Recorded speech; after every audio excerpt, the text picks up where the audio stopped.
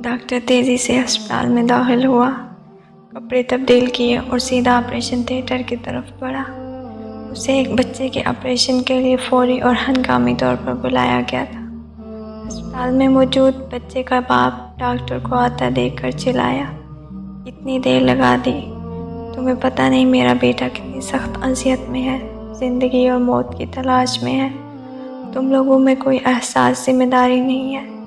مجھے افسوس ہے کہ میں ہسپتال میں نہیں تھا، جیسے ہی مجھے کال ملی جتنی جلدی آ سکتا تھا آیا ہوں۔ ڈاکٹر نے مسکرا کر جواب دیا، اب میں چاہوں گا کہ آپ سکون سے بیٹھیے تاکہ اپنا کام شروع کر سکوں۔ میں اور سکون سے بیٹھوں؟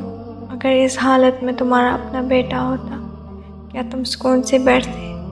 اگر تمہارا اپنا بیٹا ابھی مر رہا ہوتا، تم کیا کرتے؟ باپ غصے سے بولا۔ ڈاکٹر پھر مسکرا کر کہا، ہماری مقدس کتاب کہتی ہے کہ ہم مٹی سے بنے ہیں اور ایک دن ہم سب کو مٹی میں مل جانا ہے۔ اللہ بہت بڑا ہے اور غفور الرحیم ہے۔ ڈاکٹر کسی کو زندگی نہیں دیتا، نہ کسی کی عمر بڑھا سکتا ہے۔ اب آپ آرام سے بیٹھیے اور اپنے بیٹے کے لیے دعا کریں۔ ہم آپ کے بیٹے کو بچانے کی پوری کوشش کریں گے، بس ان لوگوں کی نصیحتیں سنو، چاہے ان کی ضرورت ہو یا نہ ہو۔ بچے کا باپ بڑبڑایا۔ آپریشن میں کئی گھنٹے لگ گئے، لیکن بالآخر جب ڈاکٹر آپریشن تھیٹر سے باہر آیا تو اس کے چہرے پر مسکراہٹ تھی۔ تمہارا بیٹا اب خطرے سے باہر ہے، اگر کوئی سوال ہو تو نرس سے پوچھ لینا۔ یہ کہہ کر وہ آگے بڑھ گیا۔ کتنا مغرور ہے یہ شخص، کچھ لمحے کے لیے بھی نہیں رکا۔ میں اپنے بچے کی حالت کے بارے میں ہی کچھ پوچھ لیتا۔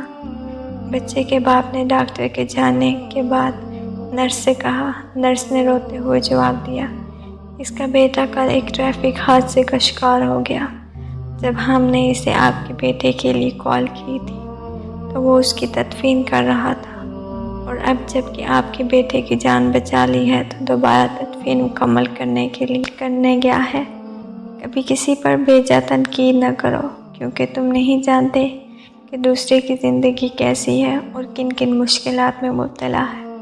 تم نہیں جانتے کہ وہ تمہارے کام آنے کے لیے کتنی بڑی قربانی دے رہا ہے۔ اس میں بھی ایک بہت بڑا سبق ہے۔ بعض اوقات ہم حقیقت سے بہت دور ہوتے ہیں۔ جب ہمیں حقیقت کا علم ہوتا ہے، پھر سوائے ندامت اور شرمندگی کے ہمارے پاس کوئی الفاظ نہیں ہوتے۔